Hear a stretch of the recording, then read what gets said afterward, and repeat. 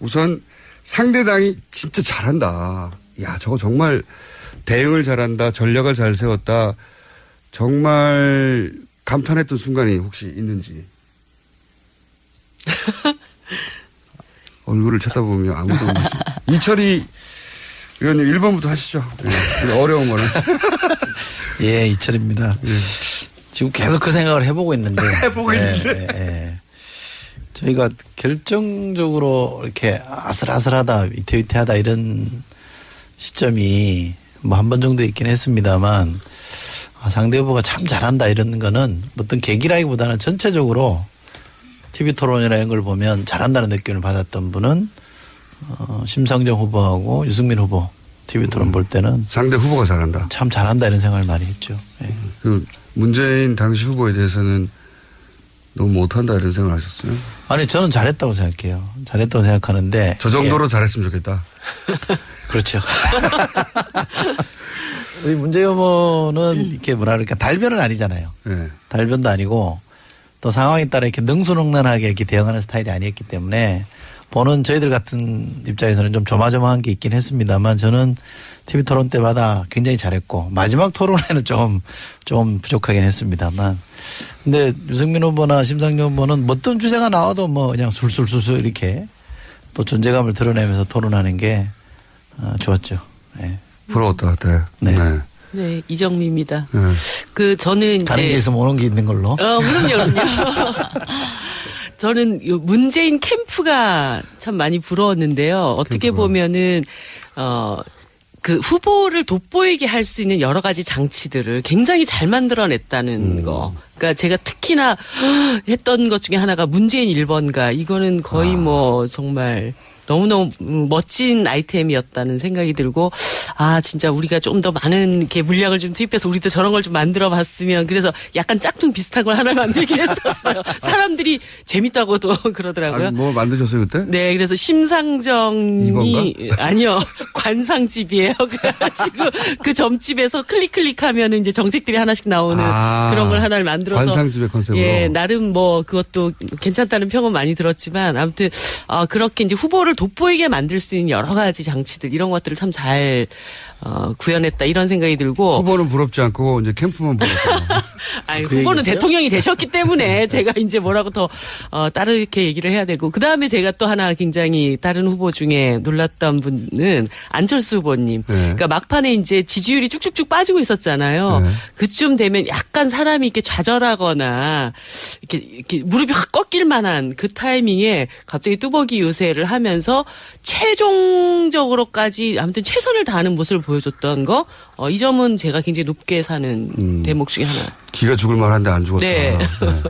기가 안 죽으신 게 5일 만에 다시 대선 출마 선언을 하셨어요. 5년 후. 근데 제가 볼 때는 그 뚜벅이 유세를 통해서 약간 떨어지던 지지율을 살짝 만회했던 그런 맞아요. 효과는 네. 있었던 것 같아요. 예. 이번은 하신 말씀이 없어요? 예. 뭐 이제 뭐 우리 1번은 네. 그렇지 않습니까? 참 정용기입니다. 1번은 이제 야당에서 여당이 된 입장이고 다른 세 분은 원래 야당이 있었잖아요. 근데 이제 저희는 여당 그 전에 이미 탄핵됐지만 어찌됐건 여당에서 야당으로 이렇게 급전직하한 적이라 뭐 패장 유구무원이라고 하는데 그래도 말씀을 이렇게 물어보시니까 저게 되면 이제 1번 진영에서 지금 진영의 그런 저기로 몰고 갔어요. 처음부터 끝까지. 그래서 탄핵 정국 뭐 정권 교체 그거 연기해서 이게 쭉 갖고 결과적으로 그렇게 먹힌 거 아니겠습니까? 그래서 그런 식으로 처음부터 끝까지 캐치프레이즈 내지는 기조를 정하고 끌고 간 게 문재인 후보라고 한다면 그런 면에서 안목이 분명히 있었던 거였다. 근데 저는 제일 부러웠던 게 뭐랄까 어떤 정권 교체에 대한 간절함이랄까요? 그 진영 구성원들의 그러니까 정치는 물론이려니와 일반 지지자들까지도 그 간절함이 저희보다 앞섰다라는 걸 느꼈어요. 이제 그게 언제 느끼셨어요? 뭐 이제 뭐 여러 가지로 아니 그렇죠. 그럼 문자 폭탄 사실 또 지난 주말에 저한테 문자 폭탄 엄청나게 오던데. 대선 끝난 다음에요? 예. 여기 나와서 그래요 여기. 아니요 그거 아니고 뭐 법안 발의 때문인 것 같던데. 아무튼 어쨌거나 그런 문자 폭탄에서 느껴지지만 이런 거죠. 그러니까 굉장히 조심하는 거죠. 이거 판 깨지면 안 된다 하는 그런 조심하는 게 다 마음이 모아지는 걸 느낄 수가 있었고 대표적인 게 이런 거예요. 가령 이런 방송에 출연하는 것도 그렇고 후보 주변에 카메라를 딱 잡으면 안희정 사람 캠프에 있었던 분들 뭐 이런 분들이 거기에 나와요. 친모의 아주 핵심들은 뒤에서 뭐 전체적인 디렉터를 하는지 모르겠지만 거기에 안 나타나요. 그에 반해서 저희는 글쎄요. 뭐 마지막까지도 이제 친박 징계 해제 문제가 저게 됐고 뭐 또 이런 사태까지 이르게 됐었는데도 불구하고 당내 경선에도 후보로 나가고 어떤 분은 또 나가서 대선 후보로도 나오고. 정은진 후보요. 네. 뭐 특정인 제가 이름은 고명하지 않겠습니다. 나가서 대선 후보 한 사람밖에 없어요. 아무튼 등등의 그리고 후보 주변에 이렇게 잡히는 분들 보면 강성 뭐 친박은 아니었는지 몰라도 뭐 그런 분들 많이 친박이었던 분들이 많이 참 적극적인 역할을 하세요. 그런 걸 보면서 성공하기 위해서는 정권을 저희 같은 경우는 어떻게 보면 지키기 위해서는 잡기 위해서는 이렇게 빠질 부분 빠져주고 이제 조심하고 내가 이럴 때는 뭐 이런 것들이 뭐냐면 간절함이 내지는 권력의식이 더 그만큼 강했다고 할 수도 있고 그런 게 전체 진영 차원에서 느껴질 때 참 부럽더라. 네. 제가 받아서 할게요. 진수희입니다. 네. 장관님 인기 요즘 굉장히 올라가신 거 아십니까? 저희 청취자. 그래요? 감사합니다. 저분 누구냐고 하다가 계속 나와달라고. 예. 계속 부르시면 나오겠습니다. 처음에는 첫 시간 하고 다시 안 나온다고 하시더니. 우선 문재인 대통령 당선 축하드리고요. 근데 죄송하지만 우리 홍준표 후보 한번 제가 디스 한번 하고 시작을 해야 될 것 같아요. 칭찬 시간이라니까. 아니 근데 저기 이용기 정영기 의원님은 제가 칭찬해드릴게요. 네. 패장 유구무원이라고 얘기하셔서 제가 다시 한번 이제 고개를 숙이는데 후보께서는 유구무원 아니신 것 같아서 제가 말씀드리고요. 전체적으로 문재인 후보 캠프 부러운 게 저 굉장히 많았어요. 일단 저희들이 안 가진 우리 유승민 후보나 바른정당이 못 가졌던 조직, 새, 돈 이런 것들이 굉장히 부러웠어요. 일단 우리는 돈이 없어서 TV 광고 몇 회 못하고 포탈 광고 매일 들어가면 문재인 후보 아니면 1, 2, 3번 후보들 매일 나타나는데 그거 우리 한 번도 못했고 또. 남의 거 클릭해 보신 적 있어요? 그럼요. 그럴 때 그 심정 아세요? 유세할 때 대규모 군중 모인 자리에서 그 후보를 더욱 빛나게 하는 그 그림들 이런 거 굉장히 부러웠고요. 특히 마지막에 끝나고 나서 여러 가지 분석들이 나오는데 저는 선거 마이크로 전략지도? 각 동 단위까지 쫙 그 전략지도가 나오더라고요. 그 등급별로 해가지고 거기서부터 그 선거 전략이 만들어지고 각 지역별로 차등화해가지고 굉장히 과학적이면서 굉장히 첨단 기법을 활용한 이런 선거 운동을 했구나 싶어서 제가 굉장히 감탄을 했고 우리 다음 선거에 우리도 한번 이런 거 해보면 좋겠다 이런 생각을 했고요.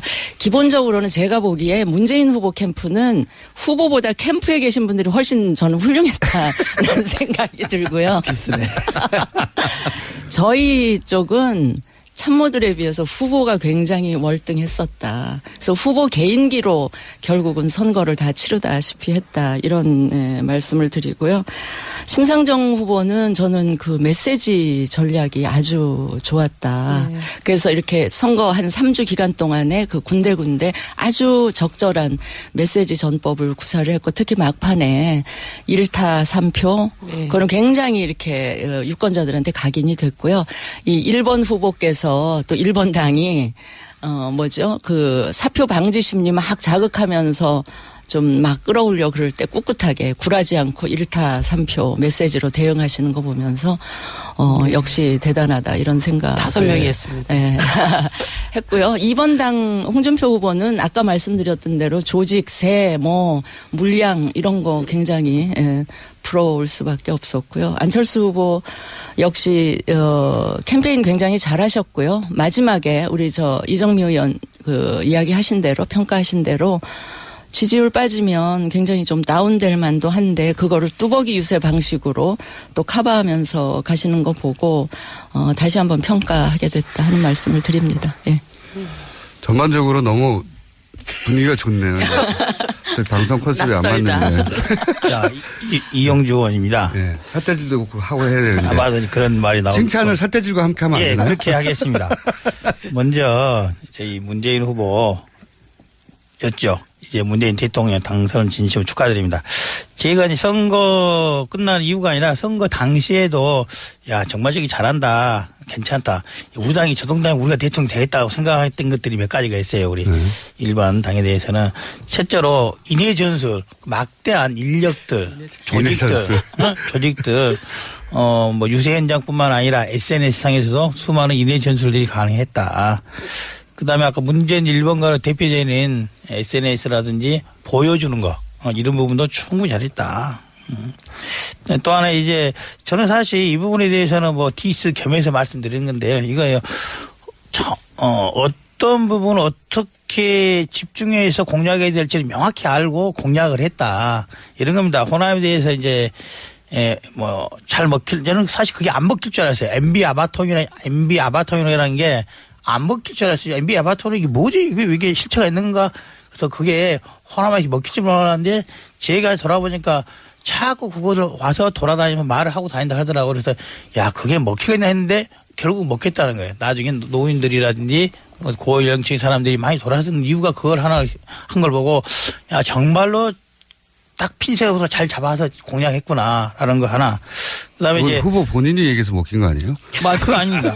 아무도 모르고 있었는데. 네, 그다음 또 하나는 이제 시작은 우리 이제 홍준표 자유한국당 때 시작했던 박지원 상황론 이 부분을 시작은 홍준표 후보가 했으나 전파는 민주당 쪽에서 전파를 해서 이게 또 제대로 먹겠다는 거예요. 다른 당에 했던 것조차도 이거 좋다 싶으면 금방 소위 베껴서 카피 능력이 뛰어나다. 정책에 대한 것은 다른 당 걸 카피하는 능력뿐만 아니라 이런 선거 홍보, 선거 전략조차 카피하는 데 뛰어난 능력이 있었다. 그런 것에 대해서는 대단하다. 이게 아마도 문재인 캠프가 예전에 한번 대선 한번 치러본 경력도 있고 집권해본 경력이 있기 때문에 어떤 전략들이 메시지들이 잘 먹힌지에 대한 구체적인 분석들이 선행됐기 때문에 그게 가능한 게 아닌가 싶다. 이런 생각입니다. 두 번째로 우리 홍준표 후보 저는 잘한 후보를 뽑는다면은 홍준표 후보라 뽑고 싶어요. 왜 그러냐면은 어떻게 보면 가장 열악한 환경에서 여당 그 당시 여당은 아니었던 상태지만은 그런 상태에서 후보가 되고 대선을 치렀지 않습니까? 아무의 박수도 없는 상태에서 했음에도 불구하고 정말 꿋꿋하게 잘 나가더라고요. 그 꿋꿋한 거 하나만큼은 평가받을 수 있지 않아. 계속? 아닙니다. 정말 꿋꿋한 거 하나만큼은 놀라운 정도다. 뒤끝 장렬이신데? 정말로요. 이거 정말 칭찬을 하시는 거예요. 칭찬을 하나 말씀드린 거예요. 홍준표 후보 아니었으면은 자유한국당의 그 정도 편에는 저는 결코 얻을 수 없다고 생각합니다. 결코 얻을 수 없다. 그다음에 우리 유승민, 심상정 두 후보들은 정말로 대통령 후보감으로서는 국정 운영 능력만으로는 충분하다는 것을 여실히 보여줬죠. 특히 유승민 후보 같은 경우에는 이전에 한번 다른 데서 말한 적이 있는데 뭘 물어봐도 다 아는 거죠. 뭘 물어봐도 다 안다. 특히 심상정 후보는 왜 빼는 거예요? 특히 또 그다음에 말씀드린 게 심상정 후보에 대해서는 여러 세대라든지 소외 계층에 대해서 적절히 언급을 해준 부분 아마도 이제 미리 준비하고 오실 텐데 왜 다른 당은 이렇게 준비해 오는데 우리 당을 필요했던 다른 당은 그걸 못했을까? 적절한 시점에 먼저 했다는 거죠. 나중에 이제 심상정 후보가 농민이라든지 그걸 하나씩 3회인가 4회인가 언급을 하기 시작했잖아요. 그때 이제 다른 당도 따라 할 법도 한데 이제 다른 당도 따라 못한 게 이미 늦었다고 판단을 한 거죠. 그런 컨셉을 가지게 해요. 그래서 정말 적절한 시기에 잘 카드를 뽑아들었다. 이렇게 정말 칭찬을 드리고 싶습니다. 왜 표는 안 나오는 거야 도대체? 저 반론해도 돼요? 반론도 하셔도 되죠. 뭐 칭찬하는데 반론하기 우리가 그 정도는 아니었어요. 뭐 이런 거 있잖아요. 반론. 그 나폴레옹인가요? 누군가 나폴레옹이 이렇게 물어봤답니다. 누가 최고의 전략가입니까? 그랬더니 승자다 이렇게 얘기했답니다. 승자다. 예, 그러니까 뭐 다른 말씀이 들을 필요 없는 것 같은데 뭐 다른 거는 저희가 이겼으니까 넉넉하게 다 받아들이겠는데 제가 여기 나와서도 말씀드렸습니다만 선거는 뒤로 갈수록 후보 싸움인데 우리 이용조 의원이 속해 있던 정당의 후보는 저는 제발로 무너졌다고 생각하거든요. 디스 쪽으로 변하고 있는. 그러니까 제가 이제 결정적으로 이제 어느 대목이 사실은 이번 대선의 승패를 좌우했냐라고 그럼 그 주제로 보면 넘어가 보죠. 예. 이번 대선에 변곡점이 여러 번 있을 수 있어요. 갤럽에서 조사했을 때 2번인가 3%포인트로 격차가 좁혀진 적이 있어요. 2주 연속으로 3%포인트로 좁혀진 적이 있었거든요.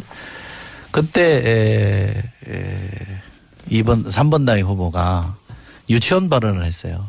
저는 그게 결정적이었다고 봅니다. 그러니까 우리가 뭐 공격해서 비판해서 막 무너진 게 아니라 그냥 혼자 가서 넘어져 버리더라고요. 그게 계속 이어져서 마지막에 제가 MB 아바타입니까? 라는 발언까지 가면서 이게 완전히 무너진 거라 저는 후보 싸움에서 졌다고 생각하고 저 국민의당도 후보 요인에 대한 정확한 분석 없이 다른 요인 갖고 분석하면 앞으로도 힘들 거다. 네, 이렇게 생각합니다. 좀 야박했나요? 분위기 싸하네. 아니, 정영기입니다. 다시 대선전으로 돌아가는 분위기 아주 좋아요. 네, 네, 정영기입니다. 제가 조금 대선은 우리는 끝나지 않았다. 예. 네. 뭐 변곡점 얘기를 먼저 조금 말씀드리면 변곡점은 이번에는 이제 그 진영 아까도 말씀드렸지만 진영 구도로 갔기 때문에 1번은 거의 그대로 쭉 어느 정도 이게 평행으로 갔습니다. 근데 나머지 쪽에서 결국은 이렇게 변곡점을 만들었는데 첫 번째 큰 의미 있는 변곡점이 결국은 뭐 반기문 전 총장이 만들어냈던 변곡점인데 허무하게 그냥 스스로 접었던 거고. 그때 안 접었으면 어떻게 됐을까요? 뭐 그 가정을 어떻게 얘기하기는 그렇지만. 왜 접었나요 그때? 뭐 본인의 아무튼 뭐 권력의지 부족이라고 봐야 되겠죠. 네. 성견점이 있었던 거죠. 자, 이제 두 번째 큰 변곡점은 역시 방금 우리 이 의원님도 말씀하셨지만 안철수 후보가 만들어냈던 포물선의 변곡점이 꽤 높이 올라왔었잖아요. 굉장히 큰 폭으로 올라갔죠. 여기도 마찬가지입니다. 스스로 어떻게 보면 그렇게 된 거잖아요. 반기문 총장도 스스로 그렇게 했고 이제 마지막 이제 세 번째 홍준표 후보가 앞에 꼭지점보다 좀 더 높은 변곡점을 만들어내는가 했는데 이제 그거보다 안 됐죠. 그 이유는 뭐 여러 가지로 분석할 수 있겠는데 한 가지만 말씀해 주시면요.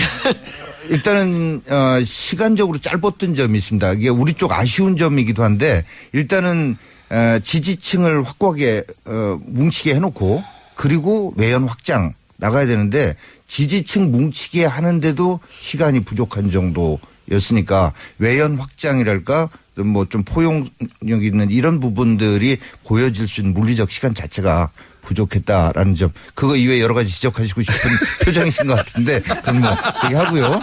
자, 근데 제가 좀 말씀드리고 싶은 게 양날의 그 검처럼 다 이제 칭찬해드린 게 또 사실 독이 될 수도 있는 그런 면이 있습니다. 아까 말씀드렸던 어떤 간절함, 권력의지 또 강한 권력의지 이런 게 1번 진영에 분명히 있었는데 그게 아까도 말씀드렸지만 선거가 끝난 이후까지도 어떤 법안에 서명만 했다고 해서 문자 폭탄이 정말 조직적으로 오는 게 느껴져요. 제 번호를 알고 어떤 법안에 대해서 문안도 똑같은 것들이 굉장히 많아요.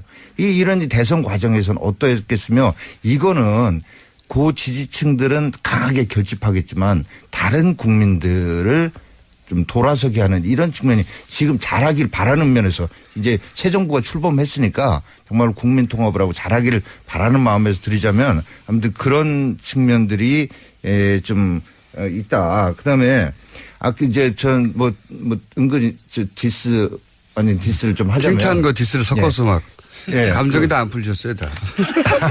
아니, 그것도 하라며요, 그렇게. 근데 유승민 후보나. 아니, 칭찬하되 눈을 부라리려고 하라고 그랬지, 제가. 아니, 유승민 후보나 심상정 후보가 상당히 정책 역량이 있고 뭐 훌륭하신 분이라는 걸 뭐 누구들 부정하겠습니까 하는데 다만 대통령감으로서의 부분은 아니 한 번쯤 더 그분들 본인도 생각해 볼 필요도 있다. 많이 아는 거가 되고 나면 만기칠남으로 갈 수도 있습니다. 그래서 결국은 저는 그래서 이제 문재인 대통령께서 임기 중에 빨리 개헌해서 아니 정말입니다. 이게 이런 모든 일들이 벌어진 원인이 제왕적 대통령제에 있습니다. 그래서 지금 소통 문제는 좀 이따 기회가 있겠죠. 예. 3부 또 있으니까. 진수입니다. 변곡점. 좀 말꼬리 잡는 것 같아서 그런데 우선 요 얘기부터 하고 제가 변곡점 얘기를 할게요. 많이 알아서 만기칠남하면 문제가 있다 그러는데 바로 직전 대통령께서는 너무 모르시는데도 만기칠남을 하시려고 해서 이 사단이 벌어진 것 같고요. 알면 아는 만큼 시킬 수도 있고 사람을 잘 적재적소에 맞춰서 쓸 수 있고 아는 게 모르는 것보다는 훨씬 낫습니다. 그렇게 얘기하시면 안 되고요. 있습니다. 그럴 수도 있습니다. 홍준표 잡는 진수이. 그리고요. 저는 누가 뭐래도 이번 대선의 가장 큰 변곡점은 결국은 최순실 국정농단 사태가 딱 터트려지는 순간 선거는 거의 끝났다. 저는 그렇게 생각을 했고요.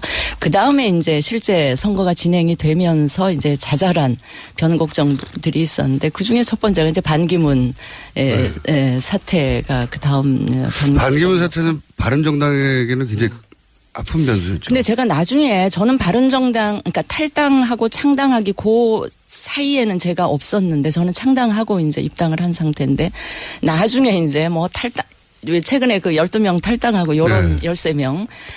그 즈음에 제가 여러 가지 이야기를 들어보니까 탈당하는 과정에 이 탈당의 동기가 33명 의원들 사이에 탈당의 동기가 달랐던 거예요. 한 그룹은 어떻게든 나와서 반기문을 중심으로 한번 우리가 정권을 다시 만들어 보자라는 생각을 가진 분들이 계셨고 나머지 분들은 이제 유승민 후보랑 일부 의원들은 그게 아니고요. 개혁 보수를 좀 개혁을 해보겠다. 끝까지 새누리당에 남아서 해보고 싶었는데 도저히 안 되겠다. 나와서 할 수밖에 없다라는 생각을 가지고 나온 이분들이 이제 어울려 있다 보니까 나중에 이제 탈당하는 사태까지 벌어졌는데. 그러면 돌아가신 분들은 소위 반기문 옹립파였나요? 제가 보기에는 좀 그랬던 것 같습니다. 그래서 그게 이제 그 다음 변곡점이었던 것 같고 저희 입장에서 마지막 유승민 후보 입장에서 마지막 변곡점은 그 13분 탈당하시면서 저희들 잠깐 망연자실했었는데 오히려 그분들이 계실 동안에는 별로 선거운동 안 하고 지지율 낮다는 핑계로 연대 얘기만 하면서 압박을 하셨는데 오히려 나가는 걸 계기로 해서 저희들한테 엄청 큰 도움을 주고 나가셔서. 12척의 배가 그분들 아니었어요? 그러니까 그분들 나가고 배가 나가고 나니까 부족한 부분들을 하여튼 이 국민들이 채워주셔서 하여튼 너무 감사히. 아니, 저희 변곡점이 사실은 시간이 다 돼가지고요. 2부 여기까지 하고 저희가 3부에 이 5분과 함께 다시 돌아오겠습니다. 자, 오자 토론 이어갑니다. 이철희 의원, 정용기 수석대변인, 이용주 의원, 진수희 전 장관, 이정미 의원 나오고 계시고요. 자, 그럼 이정미 의원의 지난 대선의 변곡점 이야기 들어보겠습니다. 네. 아니, 저는 선거를 시작할 때부터 정권 교체는 확실히 이루어질 것이다. 이런 확신을 갖고 있었습니다. 그러니까 주권자들을 믿었고 뭐 자유한국당이나 보수정당의 재집권은 가능하지가 않다. 그리고 전체 한 70%에서 많게는 80% 파이 안에서 야당 내부에서의 개혁 경쟁이 일어나는 것이다. 이렇게 이제 보고 있었는데요. 그 중에 이제 안철수 후보와 이제 문재인 후보가 굉장히 유력한 그 정권 교체 적임자로서의 경쟁이 딱 시작이 되자마자 안철수 후보가 1위 후보가 되기 위한 여러 가지 작전들을 펼치는데 이제 가장 큰 미스는 결국은 굉장히 강력한 개혁성을 보여주고 있는 문재인 후보와 달리 자기는 그럼 좀 더 이렇게 넓은 세력들을 좀 포괄하고 끌어안는 그런 모습을 보이면서 약간 이렇게 이쪽도 저쪽도 아닌 그래서 이번에 그 개혁 정부를 끌어나갈 적임자로서 안철수 후보에게는 좀 자격이 빠지는 거 아니냐 이런 평가들이 좀 진행이 되면서 뭐 대세가 형성이 됐다 이렇게 생각이 들고요. 저희들 입장에서는 이제 진보 정당으로 대선을 완주하면서 의미 있는 득표를 이번에 얻어야 되는 어떤 그런 그 과정에 있었는데 저희들한테는 이제 그 뭐라고 해야 되나 바른정당 12명 의원의 탈당이 굉장히 컸죠. 그러니까 그 과정에서 그게 나쁘게 효과를 그렇죠. 정의당에. 그러니까 동정론이 상당히 일면서 정의당에게 일정 좀 새로움을 기대했던 새로운 어떤 지지자들, 유권자층들이 쭉 유입이 되고 있던 상태였는데 그 12명 탈당 사태가 딱 터지고 그 다음날 또 그 후보님 따님 관련해서 또 사건이 하나가 있었잖아요. 그리고 나서 바로 그 사전투표가 이루어졌죠. 예. 그러면서 약간 지지율이 딱 주춤하기 시작을 하더라고요. 그러면서 이제 유승민 후보 쪽으로 쭉쭉쭉 빠지는 게 뭐 쭉쭉쭉 해봐야 2, 3%긴 하지만 저희들로서는 그게 굉장히 그 큰 지지율이었기 때문에 그런 이제 그 양상이 나타나면서 야 큰일 났다.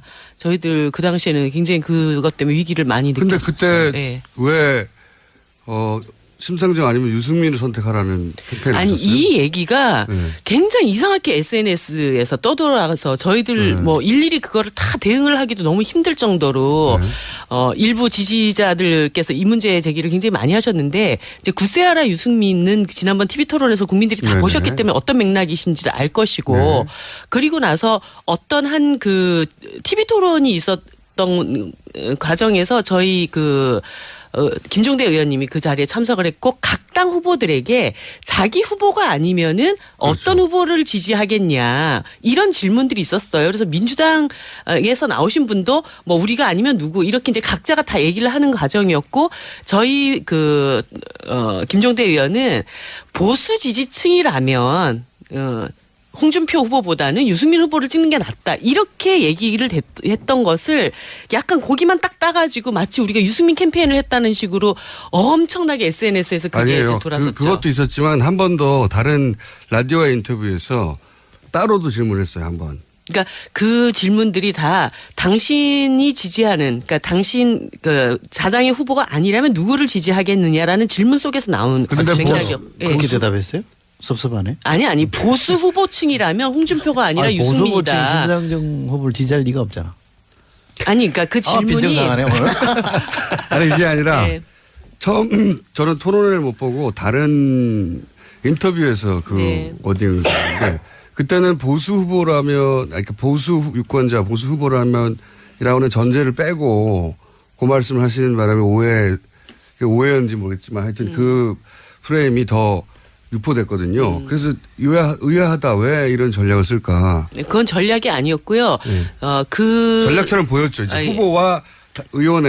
아니 그런데 이거는 상식적으로 생각을 해볼 때 바른정당이 보수 혁신을 얘기를 한다 하더라도 정의당은 일관되게 바른정당 자체는 지난 정권에 대한 책임 있는 정당이다라고 하는 것을 일관되게 얘기를 해왔습니다. 그런데 거기서 정의당 아닌 정당 찍으려면 어디 찍을래? 바른정당 찍으세요.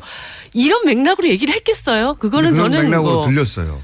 그거는 그렇게 이해하고 또 그런 식으로 정의당을 일면 또 공격을 했던 저는 그런 흐름이 있었다고 봅니다. 그거는 절대 그런 뜻으로 이해할 일도 아니고 그런 전략을 펼칠 리도 없다라고 하는 것은 좀 분명히 해드릴게요. 예. 하여튼 정의당의 변곡점 마지막 순간에 12명의 배가 절로 떠나면서. 네. 그게 이상하게 3쿠션으로 정의당한테 왔죠. 그렇군요. 자, 그러면 이용주 의원님 3번. 예. 이용주 의원입니다. 아차 싶었을 때. 이번 대선에서 이제 다른 여러분이 동감하시다시피 탄핵 이후로 생긴 거 아니겠습니까? 촛불 이후로 작년 12월 9일자 이후로 언젠가는 이제 조기 대선이 올 것이다. 그 당시만 하더라도 빠르면 1월 달에 그러면 2월 달에. 그런데 이제 결국에는 이제 5월 9일 하게 된 거죠. 결국 이제 12월 달에 대선은 조기 대선이 있을 거로는 12월 달에 결정된 걸 봤는데 그 당시만 하더라도 이제 정권 교체 즉 여당 기존에 이제 새누리당에서는 정권이 어려울 것이다.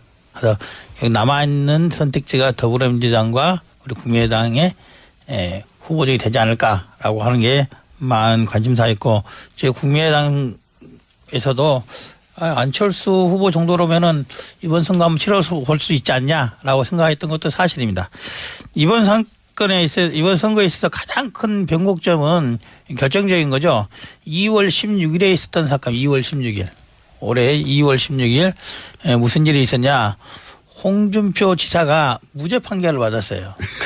12월 말이나 1월 초, 1월 말, 2월 초까지 전혀 대선 후보로 거론되지 않았던 사람이죠. 예, 이제 그렇게 무죄 판결을 받으면서 그때 또 그런 언급을 했어요. 대선 출마 어떻게 말을 하긴 했었는데 그때만 해도 설명 이게 무죄 판결 날 거라고 전혀 예상치 않았던 거고. 근데 이제 다른 그 당시만 하더라도 이제 자유한국당에 있던 다른 후보들과 달리 홍준표 후보는 좀 다른 성격이 있었죠. 어떤 성격이냐면은 박근혜 대통령으로부터 좀 거리가 뭐 어쨌든 반박인 쪽인 거죠. 반대편에 서 있던 사람이고 또 이 정부 들어서서 경남 도지사를 하고 있으면서 현 정부에 가담하지 않아서 참여하지 않아서 현 정부 실정으로부터 조금 더 한 발 또 좀 멀어져 있는 그런 상태가 있었던 거죠. 그리고 또 경남지사라는 일정한 지역적 연구가 있어서 기본적인 지지율을 이제 확보할 수 있는 그런 상태가 있어서 새누리당 자유한국당에서는 찾아볼 수 없었던 후보군이 2월 16일 날 처음으로 등장한 겁니다. 그래서 이후에 이제 그 당시만 하더라도 사실 지지율이 8%, 9% 이 정도 있어서 저희도 국민의당 생각으로서는 홍준표 후보하고 이제 유승민 다른 이제 보수정당 후보들 다 묶어서 15% 선으로 묶을 수도 있겠다. 그러면은 선거를 해볼 수도 있다라고 생각했던 게 사실입니다. 그런데 이제 홍준표 후보가 어마어마한 선전을 한 거죠. 뿐만 아니라 이번에 아마도 뭐 지역주의가 많이 이제 개선됐다고 했는데 선거 결과로 보면 절대 지역주의 개선되지 않았습니다. 개선되지 않았고 그 부분은 추후에 이제 볼 수 있는 여지가 있습니다. 그래서 가장 큰 병목점은 이제 홍준표 후보가 직접적으로 대선에 출마하게 된 계기가 마련됐다. 하필 왜 고등법원에서 그때 발표했는지 한 달만 뒤에 있어도 출마 못했지 않았겠습니까? 출마 못했다면은 당시 자유한국당에 있던 어떤 후보가 나와도 이 정도의 지지 확보하기는 어려웠을 것이다. 그래서 그렇다고 한다면은 보수 쪽으로 쏠렸던 지지율이 변동이 국민의당 안철수 쪽으로 많은 선택이 이루어졌을 수도 있는데 그게 무너진 결과 보수 쪽도 PK, TK에서도 적절한 지지를 확보하지 못했고 그 결과 호남에서 될 수 있는 문재인을 무너지자 해서 집중적인 전략적인 투표로 이루어진 거다. 이렇게 판단을 하고 있습니다. 두 번째 병목점 그거죠. 아직 두 번째요? 네. 두 번째 병목점은 논문 발표하는 줄 알았어. 저희들 정책 발표의 첫 번째 순위가 아마 유치원 정책이었을 겁니다. 육아 정책. 그 당시에도 말했었죠. 이게 결국에는 우리 실수, 아까 말한 안철수 실수했다는 안철수 실수가 아니라 언론이 실수했는데 그걸 잘 활용한 게 민주당에서 적절히 잘 지적한 거죠. 당시만 하더라도 논쟁은 이거였지 않습니까? 병설 유치원과 단설 유치원 문제였는데 그것이 돌고 돌아서 나중에 문제는 뭐가 되냐. 사립 유치원 하는 사람들 앞에 모아놓고 하는 이야기가 적정하냐서 업계의 이익을 대비하는 게 아니냐는 쪽으로 이제 몰고 가게 돼서 소위 정책 발표라는 이런데 조심스러워 그 뒤로는 하기 굉장히 어려웠던 상태에 있는 거고. 변곡점이 너무 깁니다. 네. 세 번째는 가장 결정적인 거죠. 변곡 라인이야. 찍어야 되는데 완만한 능선을 지나가는 느낌이야. 세 번째는 결국 이제 TV 토론에서 참패를 한 거라는 거죠. 참패. 이론의 여지 없는 참패. 그만큼 그 부분은 이제 후보가 준비가 덜 돼 있었고 다른 것을 토론을 뒷받침할 참모들이 제대로 보필을 못했다. 이렇게 결론 낼 수밖에 없습니다. 가장 큰 변곡점은 안 도와주셨는데 홍준표의 대선 출마가 가능하게 됐던 무죄 판결이었다고 생각을 합니다. 그러면 우리 후보, 우리 캠프 입장에서 아차 싶었던 때가 바로 말씀하시니까 토론회 때였어요? 예, 아니, 저거 보기에는 그거보다는 유치원 발언 때 컸다고 봐요. 왜 그러냐면은 제일 처음 왔을 때 이거 간단히 실수한 건데 우리가 실수한 게 아니라 언론이 오버했던 건데 이게 그렇게 크게 굴러갈지 전혀 그 당시에는 몰랐어요. 근데 이틀, 3일쯤 지나고 나니까 전혀 다른 모양새로 밖에 공격의 포인트 밖에 공격했어요. 아니, 그거는 직접 안철수 후보의 워딩이 방송에 나갔잖아요. 그러니까 언론이 오버한 게 아니고 본인이 실수한 거예요. 아니, 그게 전혀 아니고 본인은 제대로 말했는데 제대로 말 안 했어요. 아니, 워딩을 다시 보시면 아신다니까. 그 결론을 그려놨어요. 언론이 오버한 걸로 결론이 났던 거고 그 이후에 내 주제의 전선은 병설 단선이 아니라 나중에 돌고 돌아서 왜 사립 유치원의 업계 이익을 대변하냐 이걸로 다시 돌아간 거예요. 아니에요. 민주당이 정확히 공격 포인트를 잡아가지고. 그 당시에 단설 유치원에 대해서는 분명하게 입장이 있으셨고 그 후에 이거를 자꾸 이제 방어를 하다 보니까 말이 꼬이고 이런 과정들이 너무 오래 지속됐다는 저는 느낌을 받았거든요. 패배하신 진수입니다. 패배하신 분에 대해서 너무 길게 얘기하는 것도 맞아요. 예의가 아닌 것 같아요. 자당의 후보가 혹은 자당 캠프가 아차 싶었던 순간 제가 먼저 그냥 그 얼른 숙제하듯이 넘어갈게요. 정용기입니다. 두 가지인데 두 가지가 거의 같은 시기에 일어났어요. 하나는 정치적으로 아까도 얘기 나왔지만 12분의 의원이 저희 쪽으로 넘어왔습니다. 그때 아차 싶었어요. 받아들였는데 왜 오지 마? 왜 아차냐면 오시는 것 자체도 바로 선거가 임박했는데 이게 역효과가 예전에 정몽준 사태 뭐 이런 걸 보는 듯한 이것도 있었지만 기시감이 또 하나는 친박 의원들 징계 해제가 같이 그때 친박 의원들이 들고 나오니까 야 이거 조금이 아니라 상당히 내부적으로도 파장이 저 혼자 생각했습니다. 그리고 이제 또 하나 이제 후보 개인적인 측면에서 그 무렵에 바로 장인에 대한 어떤 표현의 문제가 같이 나왔습니다. 그래서 그게 실버 크로스를 이루고 막 골든 크로스를 향해 가던 중에 그 추동력을 급격하게 떨어뜨린 게 정치적인 거 그다음에 개인적인 거 두 가지가 같은 시기에 일어난 부분인데 그때 참 저는 정말 혼자서 야 이거 오셨어요? 아차가 아니라 참 큰일 났구나 이런 생각을 했죠. 근데 그때 나오셔서 말씀하실 때는 대통합의 명분을 아니 그건 있어요. 아니 그러니까 그럴 수밖에 없는 대변인으로서는 대변인 그것도 있고요. 또 지지층이 다수가 그걸 원하긴 원했습니다. 저한테도 많은 분들이 왜 안 합치냐 뭐 이런 얘기들을 많이 하셨으니까. 하지만 오랜 정치 경험을 가진 의원님 오실 때는 이건 아닌데. 역효과가 항상 있는데 역효과가 더 클 수도 있다 뭐 이런. 이어서 제가 말씀드릴게요. 진수희입니다. 당이 아차 싶었던 순간하고 후보가 좀 아차 싶었던 순간을 좀 구분해서 말씀을 드리면 일단 당의 경우는 그 탈당에서 나오자마자 창당하기 전까지 그 사이에 개혁신당 이름으로 여론조사하고 했을 때는 지지율이 구새누리당보다 높았어요. 근데 그 무렵에 선거 연령 인하하고 공수처 설치에 대해서 당이 입장을 머뭇거리고 번복하는 바람에 그때 기대가 이제 실망으로 변하면서 지지율이 그때 꺾였는데 그 이후로 지지율 회복이 참 그리고 힘들더라고요. 그때 단일화 발언이 그랬고 이제 후보가 아차 싶었던 부분이 바로 대선 레이스 시작하자마자 우리 후보가 보수 단일화론을 들고 나왔을 때 캠프 내부에서 좀 아찔했어. 확 꺾였죠.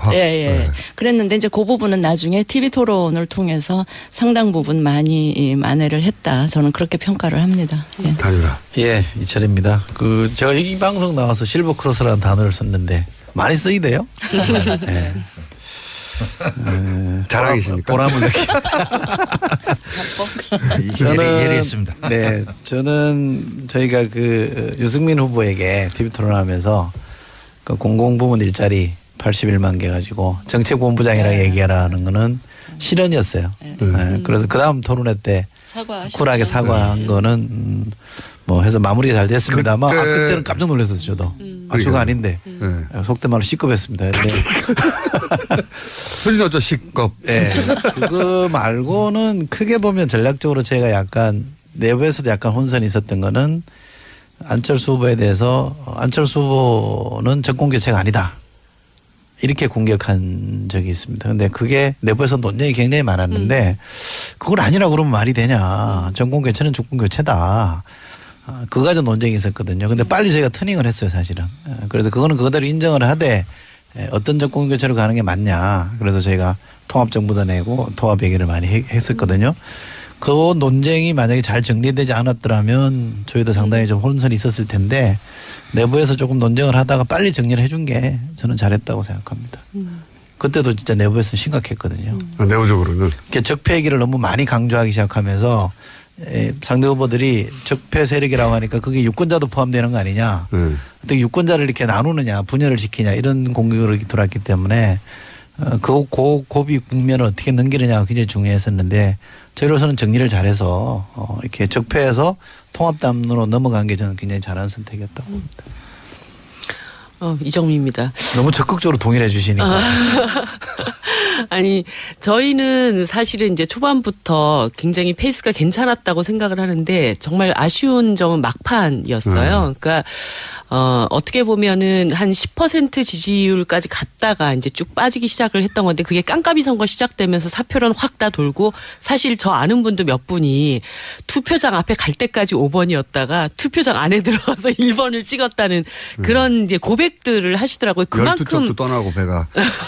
그만큼 이제 정권 교체에 대한 막 절박함 이런 것들이 국민들한테 상당히 있었는데 제가 막판에 안철수 후보 뚜벅이 유세 딱 시작할 때, 막 이런 생각이 딱 들었어요. 우리가 저거 했어야 되는데. 예. 그러니까, 어떻게 보면은 막판에는 정말 읍소를 했어야 됐다. 그러니까 지금 심상정 후보가 너무 고생을 많이 하시고 또 사람들에게 여러 가지 호소들도 많이 했지만 훨씬 더 절박함으로 이 진보 정치를 키워줘야 될 이유에 대해서 뭔가 이렇게 좀 보여주는 이런 것이 좀 있었어야 되는데 사실 그런 구상을 안 했던 게 아닌데 갑자기 안철수 후보가 딱 그걸 먼저 시작을 해버린 거여서 저거 우리가 해야 되는 건데 딱 이때 진짜 삼보일배라도 하시지만. 별 얘기 다 했습니다. 뭐 삼보일배만 얘기해봤겠습니까? 어디 올라가자 머리를 깎자. 정말 죽기 살기를 해야 된다. 그런데 어떤 것도 사실 그렇게 한다고 표가 될까? 아니 얼마나 삭발. 절박하면 그런 얘기까지 나왔겠냐. 뭐 이 말씀. 안 하시고 참 다행이네 삭발을. 그럼요. 아무튼 그게 그 결정적 한 방이 나중에 너무 아쉽다는 생각이 들더라고요. 예. 예. 이영주 의원입니다. 항상 마지막에 하시네요 오늘. 저희 안철수 후보죠. 이제 이 부분들은 뭐 당하고 후보하고 약간 좀 유리돼 좀 멀어져 있달까 그런 뭐 정책적인 차이가 있어서 이제 발생된 문제를 몇 가지 말씀드릴게요. 이번 이제 토론회 과정이나 이제 전체적인 선거 과정에서 안철수 후보의 개혁성, 이게 또 호남 지지자에 대한 부합성에 대해서 많이 문제가 제기됐던 부분이 몇 가지가 있어요. 첫 번째 경우가 햇볕 정책에 대해서 명확하게 워딩을 안 했다는 거예요. 뭐 찬성은 아니다. 뭐 공과 이런 식으로 말고 찬성한다고 하면 찬성이다 라고 해놓고 뭐 과를 논하놓고 하면 되는데 어쨌든 끝까지 입에서 찬성이라는 말이 안 나왔다는 것이 저는 큰 실수다라고 봅니다. 근데 그렇다고 해서 안철수 후보가 햇볕에 찬성 안 하는 거 아니에요? 찬성해요. 근데 그 말을 안 하는 거야. 고수표를 의식해야 돼. 그런 토론 양손에 다 잡으려다가 그 토론 전략은 어디서 당에서 짠 게 아니에요? 캠프에서? 어쨌든 이제 두 번째를 말씀드리면은 이번에도 캠프 같은데 답변이. 두 번째는 이건 뭐 저 득실은 모르겠으나 저희 토론에 가서 여러 가지 경제 분야 하나는 이제 안보 분야로 했었지 않습니까? 안보 분야로 펴고 이제 편에 묶일 때 이렇게 묶여야 되니 저쪽으로 다시 묶인 거예요. 어떻게 된 거냐? 저희들이 사드 문제에 있어서 대선 과정에서 안철수 후보가 입장을 변경을 했지 않습니까? 사드 문제에 있어서 저는 그것은 뭐 어느 게 뭐 정책적으로 옳고 그런 걸 떠나서 그 실제 변경한 것이 이후의 선거 과정을 보면은 지난한 길을 간 거다. 토론회라든지 뭘 보더라도 그래서 사드에 관련한 입장을 변경한 부분은 앞으로도 그리고 뒤로도 두고 이제 문제거리가 남을 것이다라는 생각을 합니다. 세 번째 거는 이제 결국에는 사면론에 가는 거죠. 박근혜 사면론에 대해서 한 해 안에도 논란이 있었지 않습니까?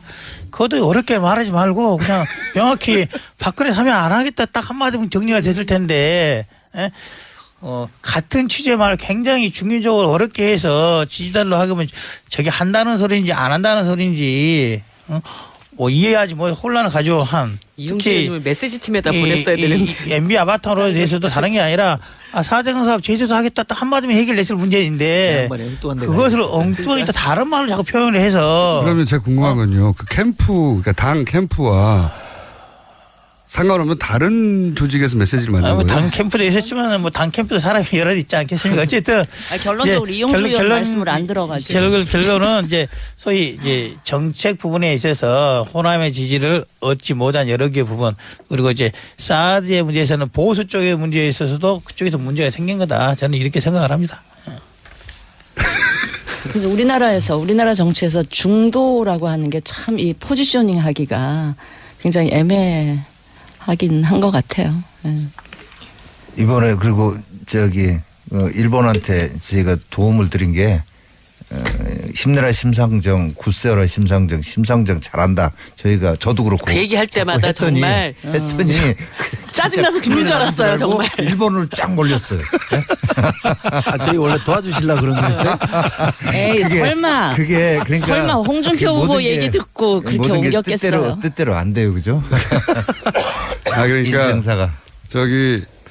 민주당에서 표를 빼서 정의당으로 가라고 멘트 쳤는데. 저희 이번 입장에서는 진짜로 정의당과 심상정 후보가 정말 파이팅하고 좋은 결과가 나오기를 제발 그러지 말아주세요.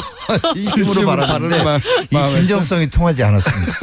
근데 제가 보기에 심상정 후보가 굳세어라 유승민 그거는 좀 효과가 있었다고 봐요. 우리가 조금 플러스가 그렇죠. 됐다고 보는데. 여기 마이너스 거기 플러스. 이번 캠프에서 뭐 굳세어라 힘내라 심상정 했다 그래서. 결과적으로는 아니요, 진짜 그때마다 정말 그게 어떤 결과를 낳을지를 알기 때문에 짜증이 너무 나는 거예요. 근데 뭐 결과에 영향을 별로 안 줬을 것 같아요. 자, 그러면 간단하게 시간이 거의 다 돼가지고 앞으로 정계 개편이라고까지 좀 거창하고 각 당에 큰 변화가 있을 게 있나요?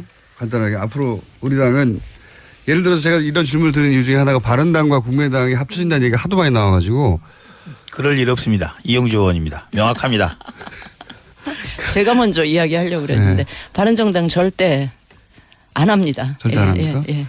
근데 원내대표님들끼리는 왜 그러시는 거예요? 글쎄 그래서 원내대표는 왜 개인 입장을 그렇게 얘기하는지 당의 다수는 그런 생각 안 하고 있어요. 원내대표들은 곧 떠나가려고 원내대표들이. 근데 정영기입니다. 근데 지금 아무튼 정계에 어떤 변화가 있다면 첫 번째 시발점이 바른정당일 거다라고 하는 거에는 대체적으로 인식이 같은 것 같습니다. 어떻게 해요? 아니 지금 당장에 지금 국민의당 얘기도 나오고 있고요. 네. 방금 이용주 의원 말씀하셨듯이 교섭단체 20석에 딱 걸려 있기도 하고요. 자유한국당에서 땡깁니까 바른정당은? 아니 그게 아니라 보수 지지층 이번 대선의 보수의 패배는 결국은 보수 분열입니다. 그래서 그런 측면에서 보수의 어떤 단합 이런 거를 바라는 지지층들의 욕구가 있습니다. 바른정당을 흡수한다는 얘기죠. 아니 근데 그게 아니라 내부적으로 요인이 있다. 그래서 아까도 말씀하셨는데 그러니까 반기문을 일종의 구세주처럼 반기문을 후보로 만들려고 하는 그런 분들이 있었는데 아직도 그중에 대장이신 분은 바른정당 안에 계세요. 김무성 의원요? 아까부터 전 특정인 이름은 직접 말씀 안 드립니다. 알아요. 네, 그래서 그런 것들이 어찌 됐건 그런 것들이 내부에서의 원심력으로 작동할 수 있는 그런 김무성 의원과 얘기 중입니까? 아니요 전혀 그런 거 없고 예리했습니다. 아니 0.1초 걸렸어. 아니요 나올 때까지. 아니 진짜 다만 아닌데 제가 모르시는 거야. 반기문을 저기로 하려는 쪽과 유승민 후보를 후보로 만들려고 하는 아까 진수 의원님 말씀하신 그런 파가 쫙 나눠져 있었군요. 다 가셨어요. 그분들은 가셨고요. 그러니까 대장이 아직 남아계신 건 많잖아요. 이제 김무성 대표는 이제 생각도 많이 바뀌셨고 이제 그런 생각 안 하시고 제가 반론이 있는데 아까 왜 보수 분열 얘기하셨는데 이번 대선 패배가 보수 분열 때문에 그랬다는 건 천만의 말씀입니다. 이번에 선거 같은 거는 보수가 박근혜 정부 실정이 첫째 이유입니다. 그럼요. 그 얘기를 하셔야죠. 보수 분열은 아니고요. 보수가 개혁하지 않았기 때문이고 국정농단 사태 초래한 강성 친박 구새누리당 전적으로 이번 패배에 책임이 있다. 저는 그 말씀 분명하게 드려야 될 것 같고 드려야 될 것 같고 바른정당은 이미 한번 그 아픔을 겪었기 때문에 딱 20명이지만 그 20명 중에 한 분도 그 위험 부담을 감수하고 저는 그걸 깼다라는 책임을 질 만큼 감수할 만큼 그런 분은 한 분도 안 계시다고 보고요. 오히려 국민의당이 지금 숫자는 많지만 호남 이번 대선 결과를 놓고 봤을 때 오히려 국민의당에 계신 호남 의원들이 이 민주당 쪽의 이 원심력에 의해서 굉장히 많이 흔들릴 소지가 높다. 저는 그렇게 보고요. 국민의당 쪽이 오히려 지금 좀 더 위험한 상황인데. 국민의당이 민주당 바른정당은 전혀. 바른정당은 전혀. 네. 그렇지 않습니다. 한번 두고 보세요. 예. 바른정당과 합당은 모르겠지만 제가 뭐 지난주부터 이제 대선 이후 끝난 그 다음 날부터 이제 어제까지 그제까지죠. 이제 낙선 인사를 쭉 다녔습니다. 이거 여러분들이 그 말씀 하시더라고요. 야, 이번에 1번 찍었는데 미안한데 다음에 찍을 테니까 걱정하지 마라. 이런 말씀 계속 하세요. 무슨 취지냐면은 위로 아니에요, 그냥? 호남에서는 전략적 투표 차원에서 7대3으로 찍었다라고는 저는 평가를 합니다. 뿐만 아니라 이번에 만약에 이제 바른정당이 교섭단체가 무너지게 된다면은 그거는 자유한국당으로 의원이 가서가 아니라 민주당 쪽으로 가서 그럴 가능성이 높다. 바른정당에서 민주당으로요? 그렇죠. 그럴 가능성이 높다고. 여러 가지 시나리오가 나와요. 아마 이제 보시면 아실 겁니다. 그럼 국민의당에서 민주당으로 하는 사람들 정치적 상상력이 대단하다. 네. 저희 그럴 계획 없거든요. 서로 계획은 없는데 도대체 이런 말들은 어디서 나오는 거예요? 혹시 정의당은 그런 정계개편과 관련된 얘기가 없죠? 내부적으로. 저희는 뭐 어쨌든 뭐 200만 표 이번에 이걸 기초로 단단히 진보정당의 길을 잘 가려고 합니다. 그러죠? 네. 저희도요, 220만 8,771표. 이거는 진짜 소신 투표 한 표 한 표가 모여서 이렇게 된 거고요. 이걸 가지고 우리는 개혁 보수의 길을 꿋꿋하게 담대하게 가겠습니다. 제가 요거 한 가지 말씀드리고 싶은데 시간이 다 됐는데. 잘리는 거예요? 아니 짧게 하시죠. 짧게. 아니 촛불 개혁을 바랬던 많은 유권자들이 선거에서는 이게 제로섬 게임이 되다 보니까 서로 굉장히 또 반목하고 이렇게 응어리진 것들이 많으신 것 같아요. 이 문제를 해결하기 위해서 정말 이번 정부에서 선거제도 개혁이 꼭 이루어졌으면 하는 그런 바람이 있습니다. 자유한국당은 반성하겠습니다. 개혁하겠습니다. 네, 국민의당은 699만 8,342표를 믿고 다시 시작하도록 하겠습니다. 저희는 557만 표겠거든요. 차이로. 자, 여기까지 하고요. 저희가 이 오자 토론이 너무 아까워서 격주를 한번 마련해 볼까 하는데 바쁘실 텐데 방송 나와서 반응을 좀 보고요. 없애든가 아니면 격주로 다 살리든가 하겠습니다. 오늘 말씀 감사합니다. 더불어민주당의 이철희 의원, 자유한국당의 정영기 수석 대변인, 국민의당의 이용주 의원, 바른정당의 진수희 전 장관, 정의당 이정미 의원이었습니다. 감사합니다. 네, 고맙습니다. 가정으로 어떻게 얘기하기는 그렇지만 왜 접었나요 그때? 뭐 본인의 아무튼 뭐 권력의지 부족이라고 봐야 되겠죠. 네. 성견점에 있었던 거죠. 자, 이제 두 번째 큰 변곡점은 역시 방금 우리 이 의원님도 말씀하셨지만 안철수 후보가 만들어냈던 포물선의 변곡점이 꽤 높이 올라왔었잖아요. 굉장히 큰 폭으로 올라갔죠. 여기도 마찬가지입니다. 스스로 어떻게 보면 그렇게 된 거잖아요. 반기문 총장도 스스로 그렇게 했고 이제 마지막 이제 세 번째 홍준표 후보가 앞에 꼭지점보다 좀 더 높은 변곡점을 만들어내는가 했는데 이제 그거보다 안 됐죠. 그 이유는 뭐 여러 가지로 분석할 수 있겠는데 한 가지만 말씀해 주시면요. 일단은 시간적으로 짧았던 점이 있습니다. 이게 우리 쪽 아쉬운 점이기도 한데 일단은 지지층을 확고하게 뭉치게 해놓고 그리고 외연 확장 나가야 되는데 지지층 뭉치게 하는데도 시간이 부족한 정도였으니까 외연 확장이랄까 뭐 좀 포용력 있는 이런 부분들이 보여질 수 있는 물리적 시간 자체가 부족했다라는 점. 그거 이외에 여러 가지 지적하시고 싶은 표정이신 것 같은데 그건 뭐 얘기하고요. 자, 근데 제가 좀 말씀드리고 싶은 게 양날의 그 검처럼 다 이제 칭찬해드린 게 또 사실 독이 될 수도 있는 그런 면이 있습니다. 아까 말씀드렸던 어떤 간절함, 권력의지 또 강한 권력의지 이런 게 1번 진영에 분명히 있었는데 그게 아까도 말씀드렸지만 선거가 끝난 이후까지도 어떤 법안에 서명만 했다고 해서 문자 폭탄이 정말 조직적으로 오는 게 느껴져요. 제 번호를 알고 어떤 법안에 대해서 문안도 똑같은 것들이 굉장히 많아요. 이런 대선 과정에서는 어떠했겠으며 이거는 그 지지층들은 강하게 결집하겠지만 다른 국민들을 좀 돌아서게 하는 이런 측면이 지금 잘하길 바라는 면에서 이제 새 정부가 출범했으니까 정말 국민 통합을 하고 잘하기를 바라는 마음에서 드리자면 아무튼 그런 측면들이 좀 있다. 그다음에 이제 전 은근히 디스를 좀 하자면 칭찬과 디스를 섞어서 막. 예. 감정이 다 안 풀리셨어요, 다. 아니, 그것도 하라며요, 그렇게. 근데 유승민 후보나. 아니, 칭찬하되 눈을 부라리려고 하라고 그랬지, 제가. 아니, 유승민 후보나 심상정 후보가 상당히 정책 역량이 있고 뭐 훌륭하신 분이라는 걸 뭐 누구들 부정하겠습니까? 하는데 다만 대통령감으로서의 부분은 아니, 한 번쯤 더 그분들 본인도 생각해 볼 필요도 있다. 많이 아는 거가 되고 나면 만기칠남으로 갈 수도 있습니다. 그래서 결국은 저는 그래서 이제 문재인 대통령께서 임기 중에 빨리 개헌해서 아니 정말입니다.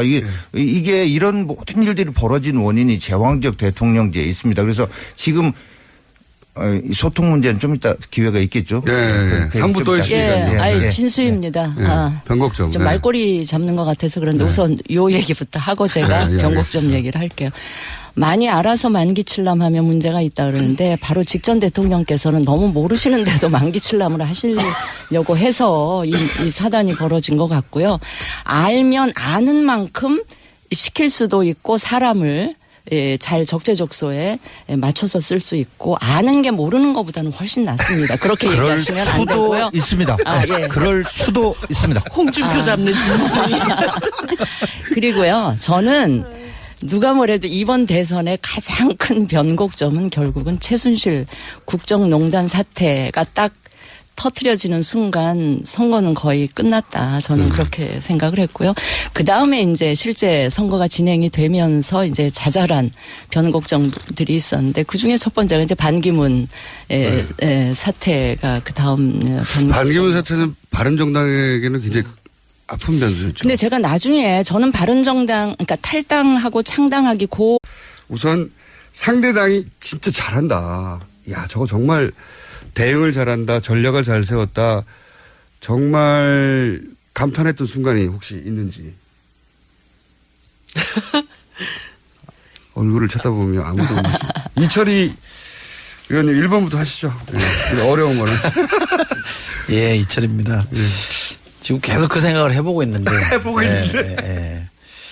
저희가 결정적으로 이렇게 아슬아슬하다, 위태위태하다 이런 시점이 뭐 한 번 정도 있긴 했습니다만 상대 후보가 참 잘한다 이런 거는 어떤 계기라기보다는 전체적으로 TV 토론이나 이런 걸 보면 잘한다는 느낌을 받았던 분은 심상정 후보하고 유승민 후보 TV 토론 볼 때는 상대 후보가 잘한다. 참 잘한다 이런 생각을 많이 했죠. 예. 그 문재인 당시 후보에 대해서는 너무 못한다 이런 생각을 하셨어요? 아니 저는 잘했다고 생각해요. 잘했다고 생각하는데 저 정도로 잘했으면 좋겠다. 그렇죠. 우리 문재인 후보는 이렇게 뭐랄까 달변은 아니잖아요. 네. 달변도 아니고 또 상황에 따라 이렇게 능수능란하게 이렇게 대응하는 스타일이 아니었기 때문에 보는 저희들 같은 입장에서는 좀 조마조마한 게 있긴 했습니다만 저는 TV 토론 때마다 굉장히 잘했고 마지막 토론에는 좀 부족하긴 했습니다만 근데 유승민 후보나 심상정 후보는 어떤 주제가 나와도 뭐 그냥 술술술술 이렇게 또 존재감을 드러내면서 토론하는 게 좋았죠. 네. 부러웠다. 네. 네, 이정미입니다. 네. 저는 이제. 가는 게 있으면 오는 게 있는 걸로. 그럼요. 저는 문재인 캠프가 참 많이 부러웠는데요. 어떻게 보면은, 그 후보를 돋보이게 할 수 있는 여러 가지 장치들을 굉장히 잘 만들어냈다는 거. 그러니까 제가 특히나 했던 것 중에 하나가 문재인 1번가. 이거는 거의 뭐 정말 너무너무 멋진 아이템이었다는 생각이 들고 진짜 우리가 좀 더 많은 이렇게 물량을 좀 투입해서 우리도 저런 걸 좀 만들어 봤으면 그래서 약간 짝퉁 비슷한 걸 하나 만들긴 했었어요. 사람들이 재밌다고도 그러더라고요. 뭐 만드셨어요 그때? 네, 그래서 심상정이 2번가? 아니요. 관상집이에요. 그래가지고 그 점집에서 클릭하면 이제 정책들이 하나씩 나오는 그런 걸 하나를 만들어서 관상집의 컨셉으로. 예, 나름 뭐 그것도 괜찮다는 평은 많이 들었지만 아무튼 그렇게 이제 후보를 돋보이게 만들 수 있는 여러 가지 장치들 이런 것들을 참 잘 구현했다 이런 생각이 들고 후보는 부럽지 않고 이제 캠프만 부럽고 아니, 후보는 대통령이 되셨기 때문에 제가 이제 뭐라고 더 다르게 얘기를 해야 되고, 그 다음에 제가 또 하나 굉장히 다른 후보 중에 놀랐던 분은 안철수 후보님. 네. 그러니까 막판에 이제 지지율이 쭉쭉쭉 빠지고 있었잖아요. 네. 그쯤 되면 약간 사람이 이렇게 좌절하거나 이렇게 무릎이 확 꺾일 만한 그 타이밍에 갑자기 뚜벅이 유세를 하면서 최종적으로까지 아무튼 최선을 다하는 모습을 보여줬던 거, 이 점은 제가 굉장히 높게 사는 대목 중에 하나. 기가 죽을 만한데 안 죽었다. 네. 네. 기가 안 죽으신 게 5일 만에 다시 대선 출마 선언을 하셨어요. 5년 후. 근데 제가 볼 때는 그 뚜벅이 유세를 통해서 약간 떨어지던 지지율을 살짝 만회했던 그런 맞아요. 효과는 네. 있었던 것 같아요. 예. 이번은 하실 말씀이 없어요? 예. 뭐 이제 뭐 우리 1번은 네. 그렇지 않습니까? 참 정용기입니다. 1번은 이제 야당에서 여당이 된 입장이고 다른 세 분은 원래 야당이 있었잖아요. 근데 이제 저희는 여당 그 전에 이미 탄핵되죠. 됐지만 어찌 됐건 여당에서 야당으로 이렇게 급전직하한 적이라 뭐 패장 유구무원이라고 하는데 그래도 말씀을 이렇게 물어보시니까 저게 되면 이제 1번 진영에서 지금 진영의 그런 저기로 몰고 갔어요. 처음부터 끝까지. 그래서 탄핵 정국 뭐 정권 교체 그거 연계해서 이게 쭉 갖고 결과적으로 그렇게 먹힌 거 있고 집권 해본 경력이 있기 때문에 어떠한 전략들이 메시지들이 잘 먹힌지에 대한 구체적인 분석들이 선행됐기 때문에 그게 가능한 게 아닌가 싶다 이런 생각입니다. 두 번째로 우리 홍준표 후보 저는 잘한 후보를 뽑는다면은 홍준표 후보라 뽑고 싶어요. 왜 그러냐면은 어떻게 보면 가장 열악한 환경에서 여당 뭐 그런 식 여당은 아니었던 상태지만은 그런 상태에서 후보가 되고 대선을 치렀지 않습니까? 아무의 박수도 없는 상태에서 했음에도 불구하고 정말 꿋꿋하게 잘 나가더라고요. 그 꿋꿋한 거 하나만큼은 평가받을 수 있지 않아. 계속? 아닙니다. 정말 꿋꿋한 거 하나만큼은 놀라운 정도다. 뒤끝 장렬이신데? 정말로요. 이거 정말 칭찬을 하시는 거예요. 칭찬을 하는 말씀드린 거예요. 홍준표 후보 아니었으면은 자유한국당이 그 정도 편에는 저는 결코 얻을 수 없다 생각합니다. 결코 얻을 수 없다. 그다음에 우리 유승민, 심상정 두 후보들은 정말로 대통령 후보감으로서는 국정 운영 능력만으로는 충분하다는 것을 여실히 보여줬죠. 특히 유승민 후보 같은 경우에는 이제로 한번 다른 데서 말한 적이 있는데 뭘 물어봐도 다 아는 거죠. 뭘 물어봐도 다 안다. 특히 심상정 후보는 왜 빼는 거예요? 특히 또 그다음에 말씀드린 게 심상정 후보에 대해서는 여러 세대라든지 이제 뭐 소외 계층에 대해서 적절히 언급을 해준 부분 아마도 이제 미리 준비하고 오실 텐데 왜 다른 당은 이렇게 준비를 해오는데 우리 당을 필요했던 다른 당은 그걸 못했을까? 적절한 시점에 먼저 했다는 거죠. 나중에 이제 심상정 이제 후보가 뭐 농민이라든지 그런 하나씩 3회인가 4회인가 언급을 하기 시작했잖아요. 그때 이제 다른 당도 따라 할 법도 한데 이제 다른 당도 따라 못한 게 이미 늦었다고 판단한 거죠. 그런 컨셉을 가지게 해요. 그래서 정말 적절한 시기에 잘 카드를 뽑아들었다. 이렇게 뭐 칭찬을 드리고 싶습니다. 표는 안 나오는 거야 도대체. 저 반론해도 돼요? 반론도 하셔도 되죠. 뭐 칭찬하는데 반론하기 우리가 그 정도는 아니었어요. 뭐 이런 거 있잖아요. 반론. 그 나폴레옹인가요? 누군가 나폴레옹이 이렇게 물어봤답니다. 누가 최고의 전략가입니까? 그랬더니 승자다 이렇게 얘기했답니다. 승자다. 예, 그러니까 뭐 다른 말씀이 들을 필요 없는 것 같은데 뭐 다른 거는 저희가 이겼으니까 넉넉하게 다 받아들이겠는데 제가 여기 나와서도 말씀드렸습니다만 선거는 뒤로 갈수록 후보 싸움인데 우리 이용조 의원이 속해 있던 정당의 후보는 저는 제 발로 무너졌다고 생각하거든요. 디스 쪽으로 변하고 있는. 그러니까 제가 이제 결정적으로 이제 어느 대목이 사실은 이번 대선의 승패를 좌우했냐라고 그럼 그 주제로 넘어가 보죠. 예. 이번 대선의 변곡점이 여러 번 있을 수 있어요. 갤럽에서 조사했을 때 2번인가 3%포인트로 격차가 좁혀진 적이 있어요. 2주 연속으로 3%포인트로 좁혀진 적이 있었거든요. 그때 3번 당의 후보가 유치원 발언을 했어요. 저는 그게 결정적이었다고 봅니다. 그러니까 우리가 뭐 공격해서 비판해서 막 무너진 게 아니라 그냥 혼자 가서 넘어져 버리더라고요.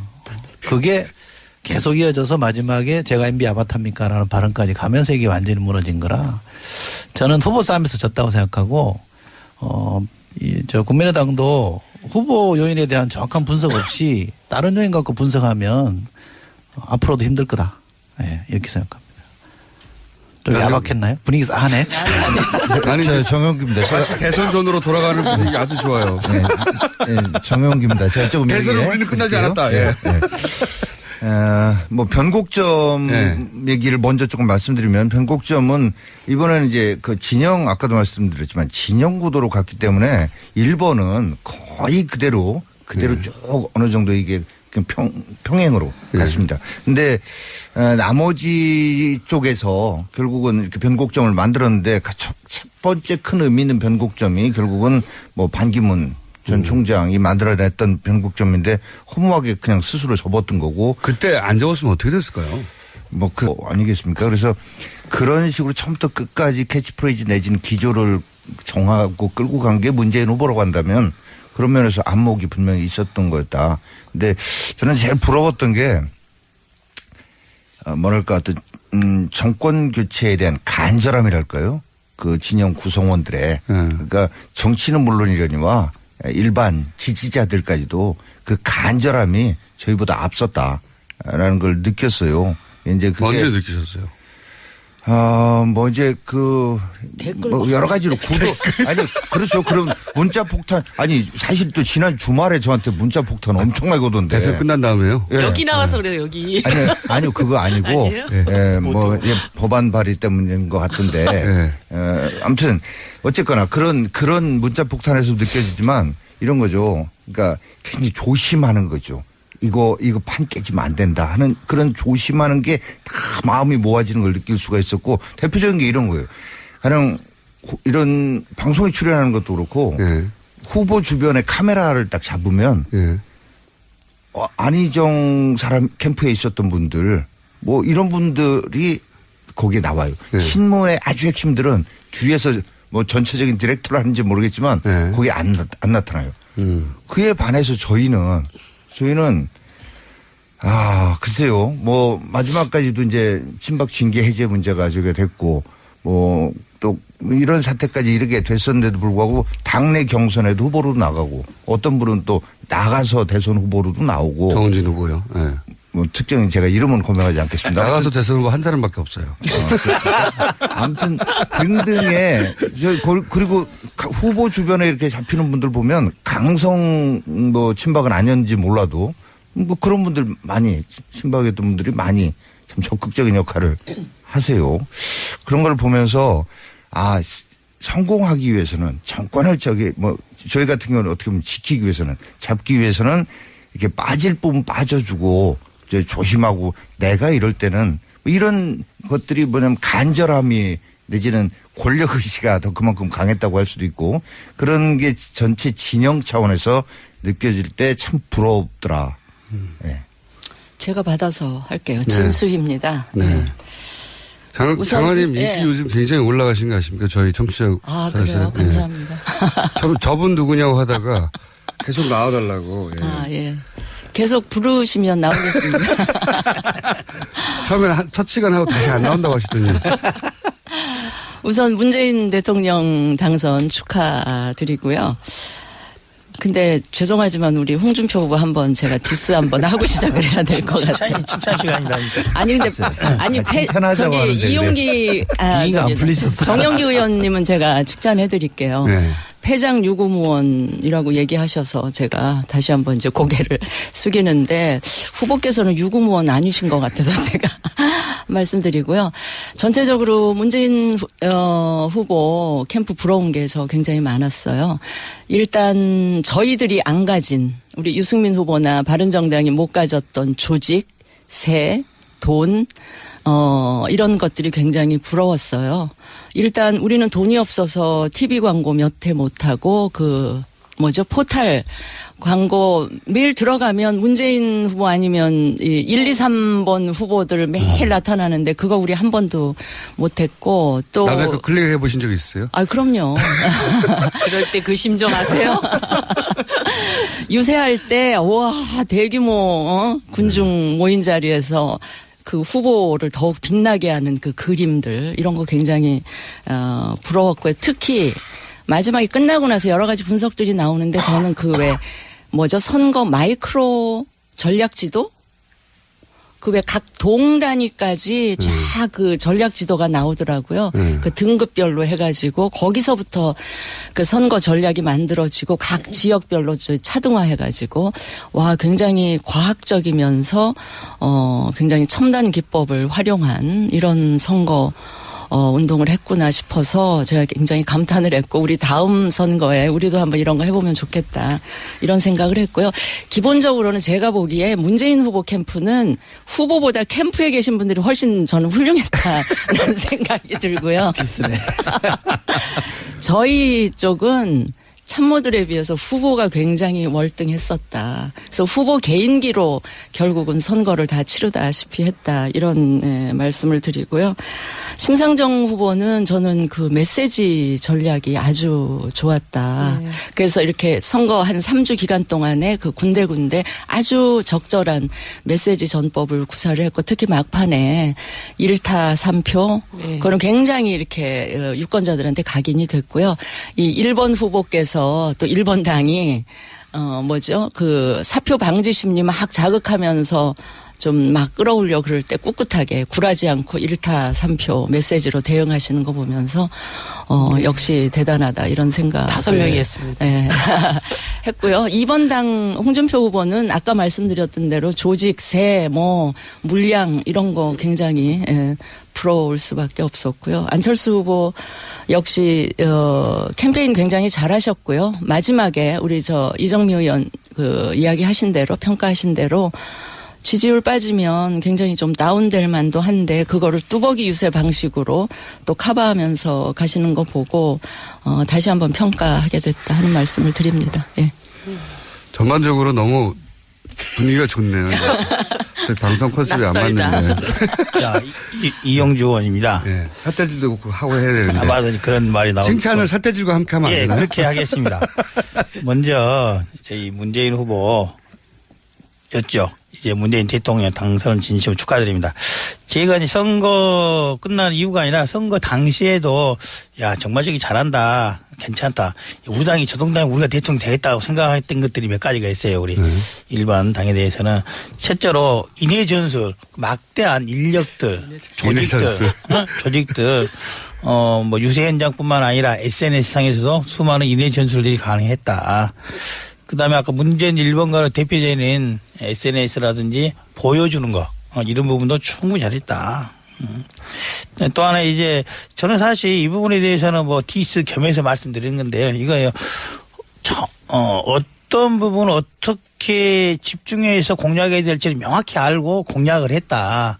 이런 겁니다. 호남에 대해서 이제 잘 저는 사실 그게 안 먹힐 줄 알았어요. MB 아바토이라는 게 안 먹힐 줄 알았어요. MB 아바토는 이게 뭐지? 이게 실체가 있는가? 그래서 그게 호남에서 먹힐 줄 몰랐는데 제가 돌아보니까 자꾸 그거를 와서 돌아다니면 말을 하고 다닌다 하더라고요. 그래서 그게 먹히겠냐 했는데 결국 먹혔다는 거예요. 나중에 노인들이라든지 고연령층 사람들이 많이 돌아서는 이유가 그걸 하나 한 걸 보고 정말로 딱 핀셋으로 잘 잡아서 공략했구나라는 거 하나. 그다음에 이제 후보 본인이 얘기해서 먹힌 거 아니에요? 그거 아닙니다. 아무도 모르고 있었는데. 그다음 또 하나는 이제 시작은 우리 이제 홍준표 자유한국당 때 시작했던 박지원 상황론 이 부분을 시작은 홍준표 후보가 했으나 전파는 민주당 쪽에서 전파를 해서 이게 또 제대로 먹겠다는 거예요.